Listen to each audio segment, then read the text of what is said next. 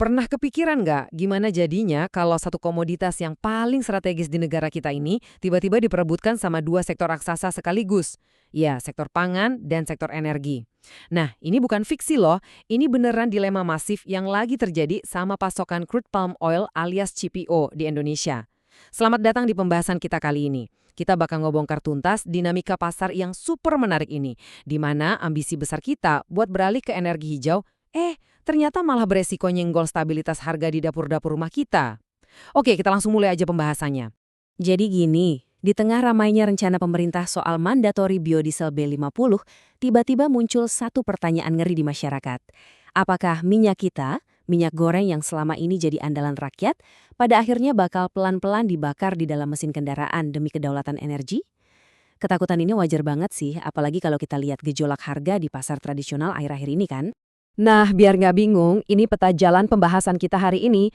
Kita mulai dari urusan pangan versus energi hijau, terus kita bedah apa itu misi B50, ancaman arbitrase yang mengintai, sentimen pasar dan harga saat ini, syarat mutlak biar semuanya seimbang, sampai ke perdebatan dan harapan kita ke depannya. Masuk ke bagian pertama, pangan versus energi hijau, dan apa sebenarnya misi di balik B50 ini. Sebelum kita ngomongin konfliknya, kita harus paham dulu fundamental kebijakannya. Poin paling krusialnya ada di sini. B50 itu makhluk apa sih? Sederhananya banget, ini tuh bahan bakar kendaraan yang setengahnya atau 50% dari fosil dan setengahnya lagi dari minyak kelapa sawit kita sendiri. Rencananya, pemerintah udah pasang target ambisius nih. B50 bakal resmi jalan mulai 1 Juli 2026. Dan pastinya transformasi ini tuh nggak kejadian dalam semalam ya. Indonesia udah lewatin proses yang lumayan panjang. Kita mulai dari B20, terus pelan-pelan naik ke B30, naik lagi ke B35, dan sekarang kita lagi siap-siap buat lompatan besar ke B50.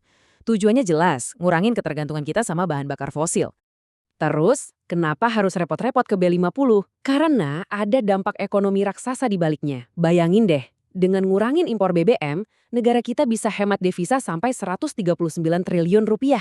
Gila kan angkanya? Selain itu, program ini juga bakal mastiin hasil panen petani sawit lokal itu selalu terserap pasar. Jadi, harga tandan buah segar di tingkat petani bakal lebih stabil dan sejahtera. Tapi, tunggu dulu. Pertanyaan pentingnya, pasokan sawit kita cukup nggak sih buat itu semua? Coba kita lihat faktanya. Kapasitas produksi total CPO Indonesia setahun itu menyentuh angka fantastis, sekitar 51 juta ton. Angka ini benar-benar jadi landasan harapan kita, karena ya secara agregat, Indonesia itu memang raksasanya kelapa sawit dunia. Kalau mau dihitung secara rasional, matematikanya gini, kebutuhan pangan nasional kita, termasuk buat bikin minyak goreng, itu butuh sekitar 10 juta ton per tahun. Nah, buat ngejalanin energi B50 tadi, butuh sekitar 16 juta ton. Kalau di total, cuma butuh 26 juta ton kan? Padahal produksi kita ada 51 juta ton. Artinya, pasokan kita ini sebenarnya lebih dari cukup buat menuhin perut rakyat, sekaligus ngisi tangki kendaraan. Hitungannya aman banget kan? Masuk ke bagian kedua, ancaman arbitrase. Kalau pasokannya melimpah ruah, terus kenapa kok bisa ada kepanikan? Nah, akar masalahnya itu ada di pilihan super sulit yang harus dibuat sama produsen CPO. Jadi situasinya tuh kontras banget. Di satu sisi, pabrik biodiesel itu beli CPO pakai acuan harga energi global yang lagi meroket. Otomatis, margin cuannya gede banget buat produsen. Di sisi lain, harga minyak kita itu udah dipatok mentok sama pemerintah di Rp15.700 per liternya lewat aturan HET. Marginnya tipis banget, apalagi biaya produksi mereka dari hari ke hari makin naik. Biar kebayang, analoginya kira-kira begini. Misal nih, kalian jualan ayam potong. Terus kalian disuruh milih, mau jual ayamnya ke restoran hotel mewah yang berani bayar berapapun harganya ngikutin pasar dunia, atau jual ke pasar tradisional yang harganya udah dipatok ketat sama Pak RT setempat. Naluri bisnis nggak bisa bohong dong, produsen pasti bakal lebih milih ngalirin barangnya ke hotel mewah tadi, yang dalam kasus ini, ya berarti ke sektor energi biodiesel. Bagian ketiga, sentimen pasar dan lonjakan harga. Naluri bisnis inilah yang perlahan tapi pasti mulai bikin gelombang kepanikan, di mana pasar mulai bereaksi nyocokin sama tekanan global. Coba lihat data proyeksi dari IPOS ini, situasinya lumayan serius loh.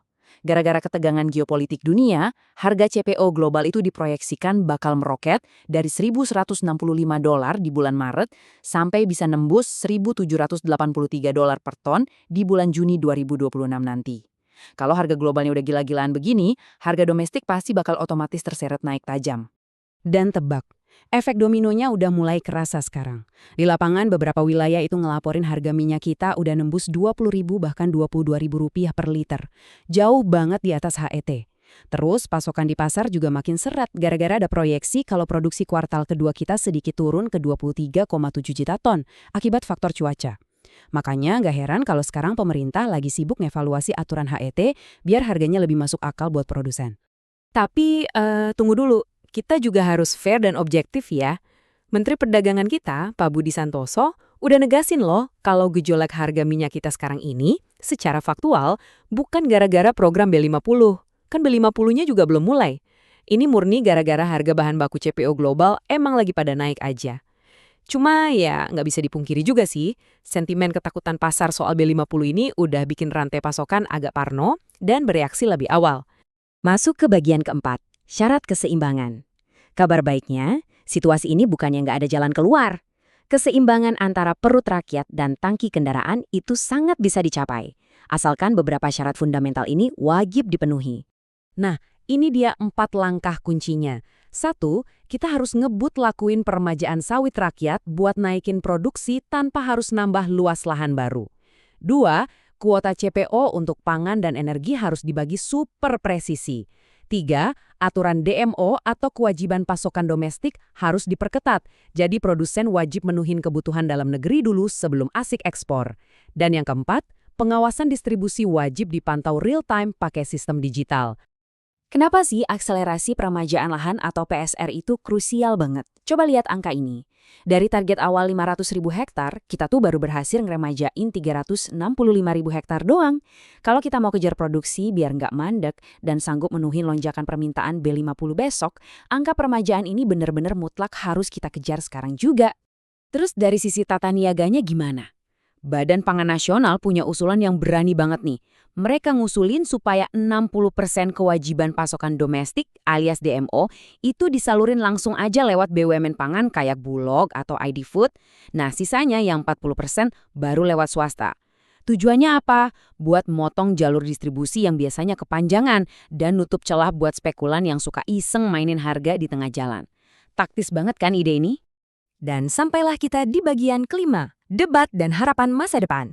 Biar gampang, yuk kita rangkum aja perdebatan yang lagi rame ini secara objektif.